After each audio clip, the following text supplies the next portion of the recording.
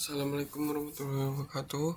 Perkenalkan, nama saya Fikri Habibi dari kelas G Prodi Informatika dengan NPM 2335 10272.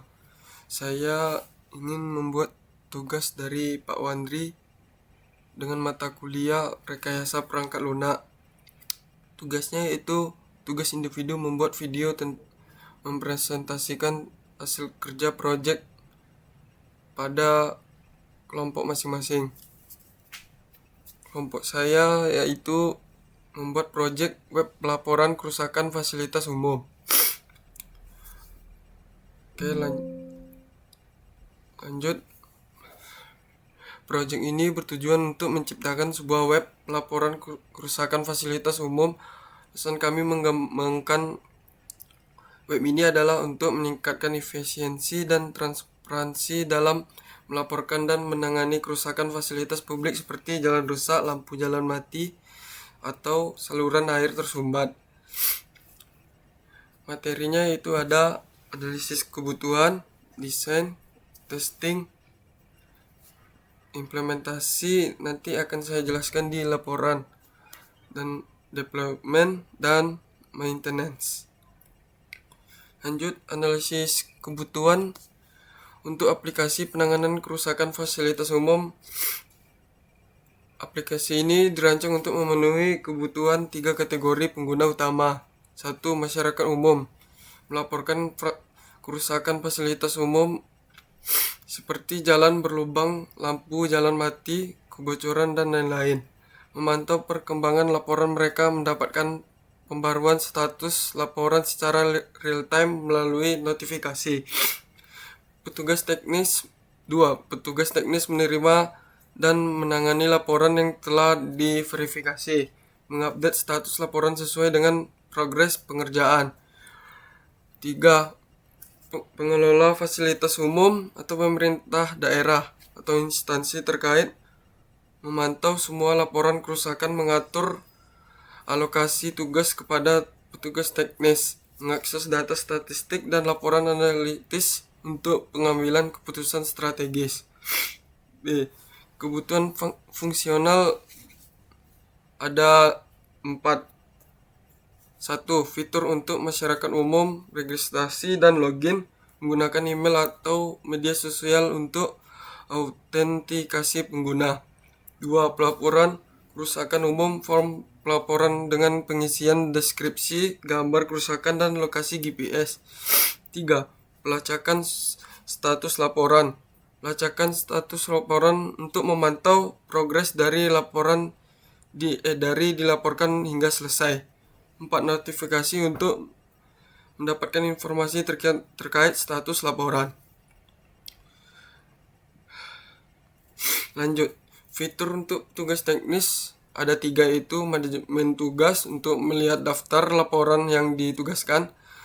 2. Update status laporan dari dalam pengerjaan hingga selesai. 3. Unggah dokumentasi penyelesaian untuk foto sebelum dan sesudah penanganan. Fitur-fitur untuk mengelola fasilitas umum. 1. Dashboard analitik. 2. Distribusi tugas. 3. Pelaporan data. Kebutuhan non-fungsional ada 5, yaitu yang pertama keamanan untuk data pelaporan. 2. Kinerja mendukung hingga 10.000 laporan per hari tanpa lag atau crash, respon aplikasi cepat, maksimal waktu loading 2 detik. 3. Responsivitas, desain antarmuka ramah pengguna untuk perangkat desktop dan mobile, mendukung sistem operasi Android dan iOS. 4. Skalabilitas, sistem dirancang untuk dapat mencakup lebih banyak kategori fasilitas umum di masa depan. 5. Ketersediaan, memiliki uptime minimal 99% untuk memastikan layanan dapat selalu digunakan. Analisis teknis ada platform pengembangan aplikasi berbasis mobile untuk masyarakat dan petugas teknis. Aplikasi web ini untuk mengelola fasilitas umum. Analisis biaya yaitu ada biaya pengembangan, biaya pengembangan yaitu ada biaya SDM, biaya project manager sebanyak 10 juta hingga 20 juta per bulan. UI atau UX designer ada 8 juta sampai 15 juta per bulan. Front end developer sekitar 10 juta rupiah sampai 18 juta rupiah per bulan. Back end developer sekitar 12 juta rupiah per bulan. QA tester ada 8 juta sampai 15 juta per bulan. Durasi pengembangan rata-rata sebanyak 4 sampai 6 bulan. Estimasi total semua biaya tersebut adalah 300 juta.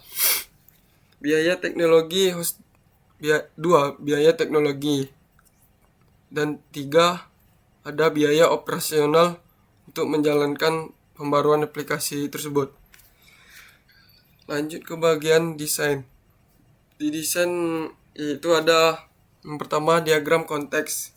Proses dimulai dari user memiliki 2 peran utama sebagai pihak pertama yang melaporkan kerusakan melalui sistem. 2. User mengirimkan data kerusakan dalam bentuk dokumentasi dan deskripsi di sistem operasi penanganan kerusakan dan pengelola fasilitas umum. 3. Sistem utama memiliki beberapa fungsi. Itu pertama, unit menerima laporan kerusakan dan mengelola proses perbaikan. Kedua, menerima laporan kerusakan dari user dan unit perbaikan, menugaskan pekerjaan perbaikan pada unit perbaikan, memantau progres perbaikan secara berkala. 4. Sistem utama terhubung dengan 3 entitas. Yang pertama ada user, admin, PU atau disebut dengan unit perbaikan. 5. Interaksi dengan admin. Sistem mengirimkan data laporan kerusakan ke admin. Admin mengirimkan data progres perbaikan ke sistem. Admin memiliki tim yang secara langsung melakukan perbaikan di lapangan, melakukan perbaikan sesuai dengan tugas yang diberikan. Lanjut. 6. Interaksi dengan unit perbaikan memiliki akses terhadap data dalam sistem, dapat mengelola data pengguna, data kerusakan, dan data perbaikan. Dapat menghasilkan laporan yang dibutuhkan, laporan kerusakan bulanan kinerja unit perbaiki. Terjadi pertukaran data kerusakan 2 arah antara PU dan sistem utama. 7. Umpan balik ke user. Sistem mengirimkan data proses perbaikan kembali ke user untuk memberikan informasi ke status perbaikan. Lanjut, yaitu ada diagram use case. Pertama, aktor yang terlibat. User pengguna biasa yang melaporkan fasilitas umum. Admin pengelola sistem yang bertugas mengelola laporan, dan petugas umum petugas yang melayani dan menyelesaikan kerusakan. Fungsi utama sistem yaitu ada login. Semua faktor melakukan login untuk mengakses fitur utama sistem. Laporan, user dapat membuat laporan fasilitas umum dan admin memverifikasi dan mengelola fasilitas umum. Admin memverifikasi dan mengelola laporan tersebut, dan PU mendapatkan laporan untuk ditangani. Penugasan admin mendistribusikan tugas kepada PU berdasarkan laporan kerusakan. Progres, PU dapat memperbarui status penyelesaian tugas proses pengerjaan. User dan admin dapat memantau pengembangan penyelesaian kerusakan. Di bagian ulasan, user dapat memberikan ulasan terkait layanan perbaikan setelah tugas selesai. Admin dan PU melihat ulasan yang diberikan oleh user. Laporan akhir, admin menghasilkan laporan untuk memantau keseluruhan aktivitas sistem. 3. Admin melakukan login, mengelola laporan yang masuk, menugaskan laporan kepada PU, memantau progres, dan PU melakukan login menerima tugas dari admin, memperbarui progres pengerjaan, melihat ulasan dari user. Bagian proses alur kerja sistem, user melaporkan kerusakan melalui sistem, admin memproses laporan tersebut, PU melaksanakan dan memperbarui status progres pengerjaan. Setelah tugas selesai, user memberikan ulasan atas layanan yang diberikan. Admin dapat membuat laporan akhir berdasarkan aktivitas yang terjadi. Sistem ini dirancang untuk memastikan pelaporan, penanganan, dan evaluasi kerusakan fasilitas umum berjalan secara efektif dan efisien dengan keterlibatan semua aktor yang relevan. Berikut ada diagram activity. Di bagian diagram activity ada masyarakat, admin, dan PU. Proses pertama dimulai dari masyarakat. Masyarakat membuat pengaduan melalui sistem yang tersedia. Setelah pengaduan dibuat, masyarakat menunggu untuk mendapatkan status pengaduan. Berlanjut ke kolom admin. Admin menerima pengajuan yang telah disubmit oleh masyarakat. Admin melakukan verifikasi terhadap pengaduan tersebut. Kolom sistem. Sistem memproses pengaduan dan melakukan pemeriksaan data. Sistem membuat catatan dan masing-masing pengaduan. Sistem melakukan backup data dan sistem melakukan pemeriksaan verifikasi. Lanjut ke kolom PU, yaitu pekerja umum. PU menerima laporan aktivitas dari sistem dan PU mendapat perintah penugasan perbaikan. PU menangani proses perbaikan. Terakhir di kolom unit perbaikan menerima lokasi yang diperbaiki dan unit perbaikan melakukan perbaikan di lokasi. Lanjut, bagian C itu ada diagram hierarki. Diagram hierarki, sistem penanganan kerusakan fasilitas umum dirancang untuk membantu pengguna melaporkan kerusakan secara efisiensi melalui proses yang terstruktur. Diagram hierarki ada beberapa bagian. Yang pertama dimulai dari kolom masyarakat. Masyarakat membuat pengaduan melalui sistem yang tersedia. Dan setelah pengaduan dibuat, masyarakat menunggu untuk mendapatkan status pengaduan.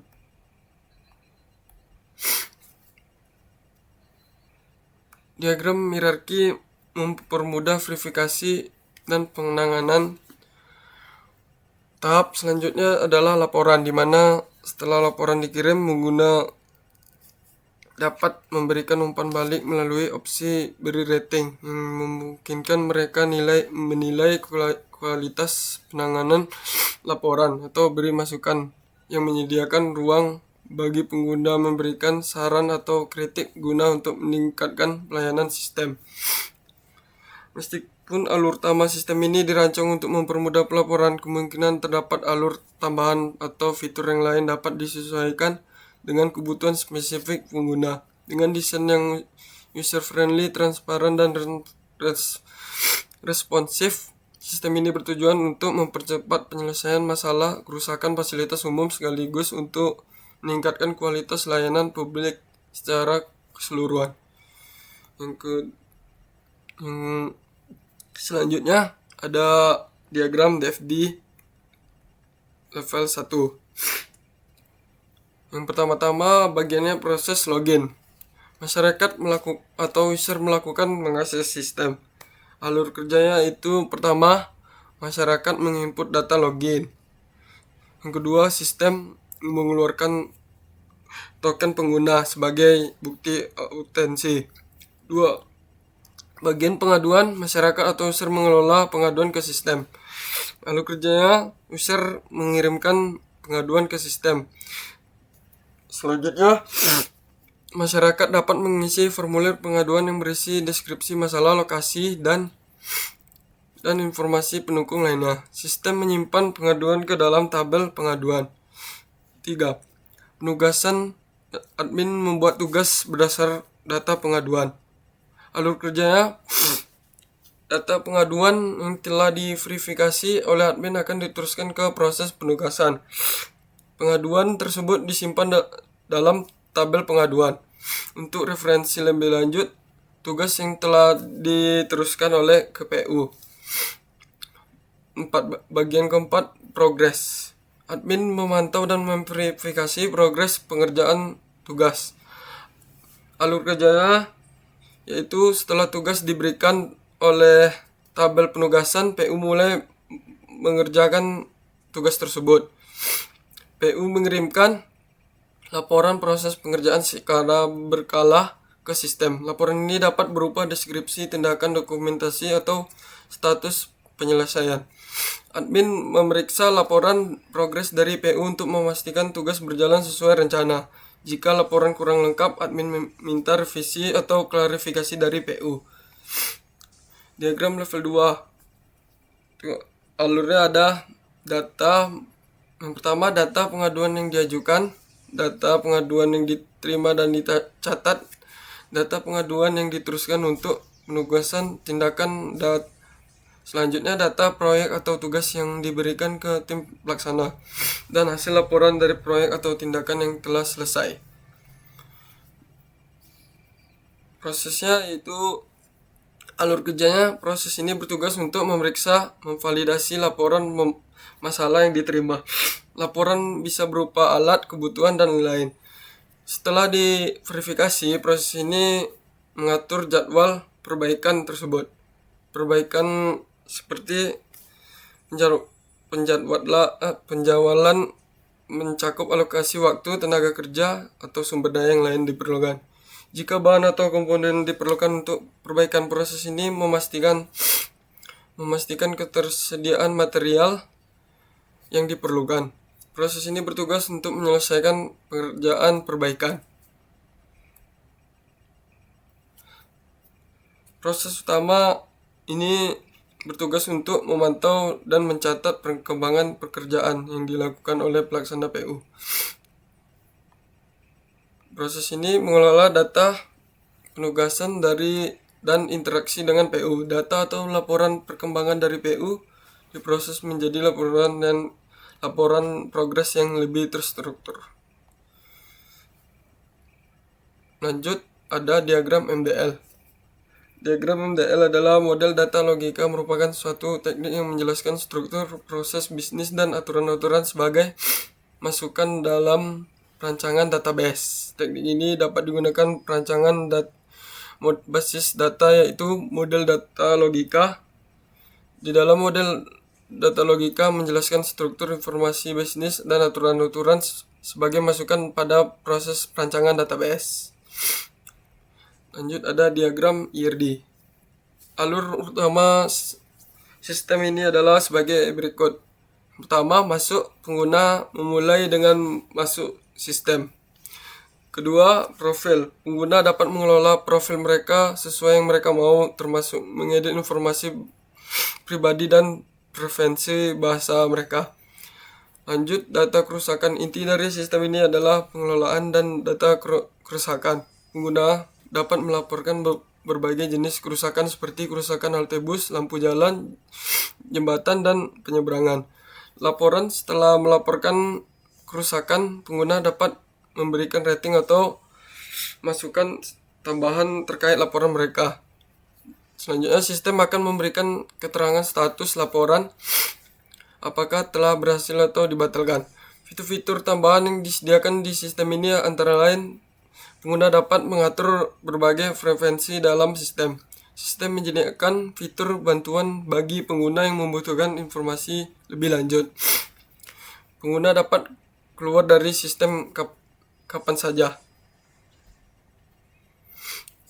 Lanjut, ada diagram sequence. Diagram ini menggambarkan proses login pengguna dalam sebuah sistem. Terdapat 3 aktor utama. Pertama ada user, halaman login, cek user atau kontrol, dan data user. Proses login diawali dengan user melakukan akses diagram validasi data login, dan selanjutnya memasukkan tombol login.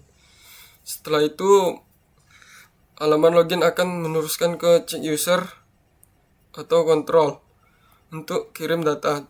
Cek user atau kontrol kemudian akan memvalidasi data pengguna dan memberikan validasi data login. Jika data valid, akan menampilkan hasil. Selanjutnya, sistem akan masuk ke menu utama. Jika tidak valid, sistem akan menampilkan kesalahan.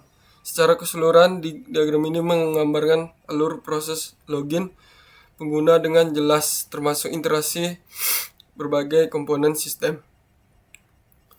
Lanjut di sini ada desain UI atau UX.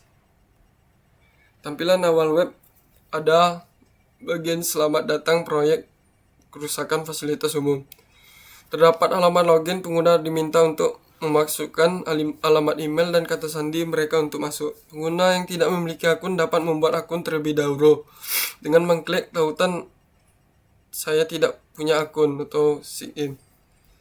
Web ini merupakan sebuah form login yang meminta data pengguna untuk proses login. Terdapat beberapa kolom untuk diisi jika tidak mempunyai akun. Nama depan untuk mengisi nama depan pengguna, nama untuk mengisi nama lengkap pengguna, email untuk mengisi alamat email pengguna, alamat untuk mengisi alamat pengguna, nomor HP untuk mengisi nomor telepon pengguna, dan login untuk memulai proses login, dan logout untuk keluar dari akun pengguna. Anda akan disajikan dengan beberapa pilihan jenis kerusakan. Yang pertama, kerusakan halte bus. Kedua, kerusakan jalan lalu lintas. Ketiga, kerusakan angkutan umum. Yang keempat, kerusakan jembatan penyeberangan. Yang kelima, map kerusakan fasilitas umum. Pada proses ini, penyedia web memberikan informasi detail tentang kerusakan halte bus. User dapat menekan tombol next untuk ke tahap selanjutnya. Pada proses ini, penyedia sudah memberikan informasi tentang kerusakan jalan lalu lintas. User dapat menekan tombol next untuk tahap selanjutnya. Dan di sini ada contoh lainnya seperti kerusakan jembatan penyeberangan dan kerusakan angkutan umum. Dan lanjut, user dapat mengirim bukti dalam bentuk dokumentasi serta penjelasan kerusakan yang terjadi di tempat tersebut dan mengirim lokasi kerusakan tempat kejadian perkara. Ini adalah bukti jika upload sukses dikirim.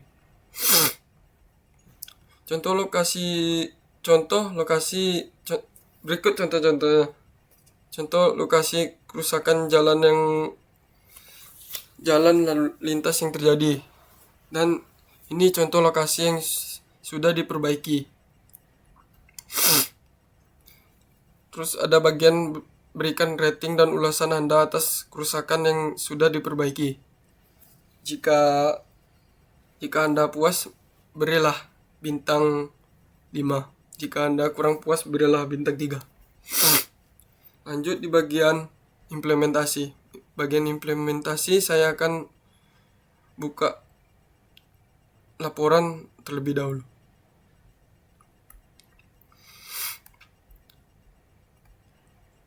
Di implementasi, backend development menggunakan Laravel framework atau PHP sebagai fondasi utama sistem. Laravel dipilih karena menyediakan fitur-fitur sangat mendukung untuk pengembangan aplikasi web modern seperti routing yang elegan.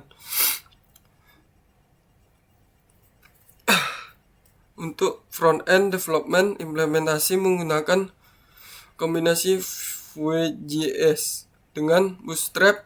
Vue.js dipilih sebagai framework JavaScript karena kemampuannya dalam membuat antarmuka yang reaktif dan diambil sangat cocok untuk menampilkan status laporan secara real-time. Bootstrap 5 digunakan untuk mempercepat proses styling dan membuat tampilan yang responsif di berbagai ukuran layar.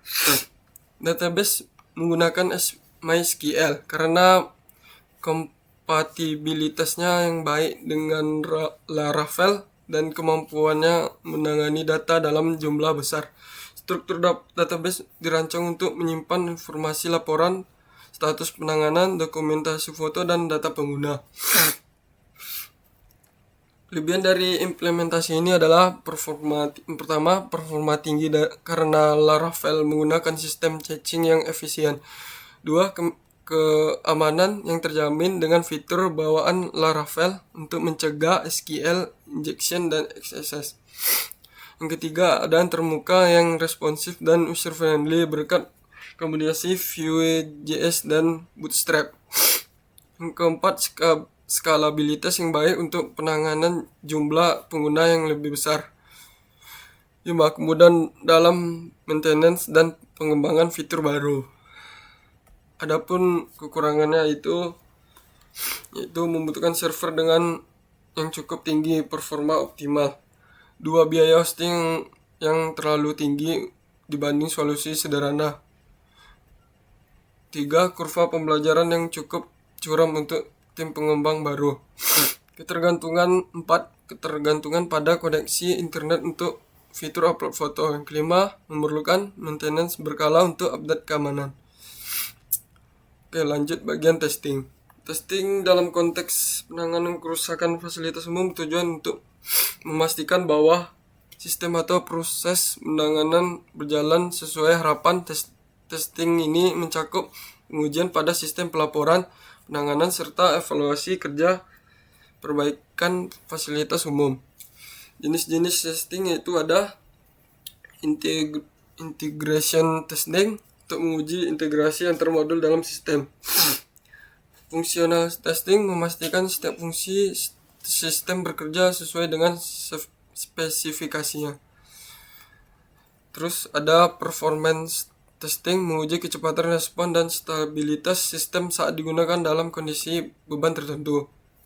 Selanjutnya ada usability testing, menguji kemudahan pengguna sistem bagi pengguna. Ada security testing, menguji keamanan sistem dari ancaman seperti peretasan atau penyalahgunaan data. Dan ada acceptance testing, dilakukan untuk memastikan sistem sesuai dengan kebutuhan pengguna sebelum digunakan secara penuh. Lanjut, yang kedua ada proses testing, penanganan kerusakan fasilitas umum. Pertama-tama analisis kebutuhan untuk identifikasi kebutuhan sistem penanganan seperti pelaporan, pengelola data, dan penjadwalan perbaikan. Selanjutnya ada perencanaan testing, menentukan metode, alat, dan skenario pengujian, dan membuat daftar kasus uji berdasarkan skenario yang mungkin terjadi. Lanjut, persiapan lingkungan testing, menyiapkan perangkat keras seperti perangkat lunak dan data dummy untuk pengujian. Terus pelaksanaan testing, melakukan pengujian sesuai dengan jenis testing yang telah direncanakan. Laporan hasil testing, mencatat temuan dari setiap tahap pengujian seperti bug atau kekurangan dalam sistem. Perbaikan sistem untuk mengatasi bug atau masalah yang ditemukan dalam pengujian. Testing ulang atau regression testing, menguji kembali sistem yang telah perbaikan untuk memastikan tidak ada masalah baru yang muncul. Dan terakhir, implementasi dan monitoring untuk sistem diuji langsung di lingkungan nyata dengan pengawasan ketat untuk memastikan kelancaran. Oke, lanjut bagian development. Balik lagi ke PPT. Development adalah development blue-green. Blue-green development adalah metode deployment yang memungkinkan dua versi aplikasi berjalan secara paralel. Yaitu ada dua, blue environment dan green environment. Tujuan utama metode ini adalah mengurangi risiko gangguan layanan selama deployment, memastikan transisi mulus bagi pengguna, dan menyediakan opsi rollback jika diperlukan. Tahapan blue dan green deployment untuk aplikasi kerusakan fasilitas umum. Tahapan deployment blue-green. Pertama ada blue environment, versi lama. Aplikasi ini digunakan warga dan petugas. Pengguna melaporkan kerusakan fasilitas umum dengan memasukkan data secara manual tanpa pelacakan GPS. Yang kedua ada deploy ke green environment, versi baru. Versi baru aplikasi dengan fitur pelacakan lokasi otomatis dan antarmuka yang diperbarui deploy ke green environment. Lingkungan ini diuji dengan simulasi laporan dari tim internal untuk memastikan stabilitas.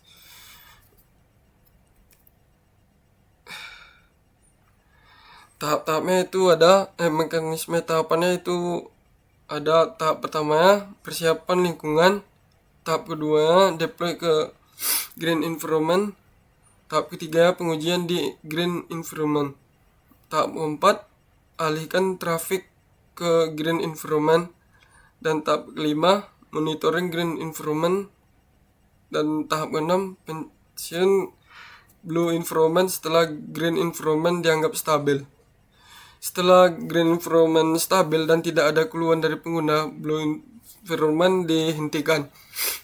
Keuntungan blue green deployment untuk aplikasi kerusakan fasilitas umum ada: satu, pengguna aplikasi tidak mengalami gangguan layanan selama proses pembaruan. Terus pengalihan ke green environment dilakukan secara transparan tanpa disadari oleh pengguna. Terus untungnya ada rollback cepat jika versi baru menyebabkan masalah, traffic dapat segera dialihkan kembali ke blue environment. Kasus pembaruan aplikasi akan diperbarui dengan fitur-fitur berikut. Pertama, lokasi GPS membantu warga melaporkan lokasi kerusakan otomatis. Kedua, notifikasi status laporan menginformasikan pengguna tentang perkembangan laporan. Peningkatan UI UX, desain lebih sederhana dan responsif.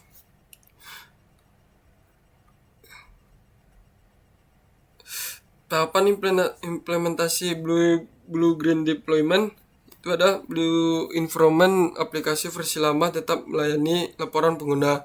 Deploy ke green environment, versi baru aplikasi dengan fitur lengkap seperti fitur GPS, notifikasi, dan UI baru dideploy ke green environment. Database disinkronkan dengan blue untuk memastikan konsistensi data. Pengujian green environment, tim pengembang menguji fitur baru menggunakan data triuan atau data produksi untuk memverifikasi fungsionalitas dan performa. Blue green deployment sangat cocok untuk aplikasi penanganan kerusakan fasilitas umum karena sifat kritis dari layanan yang diberikan. Lanjut, ada bagian maintenance.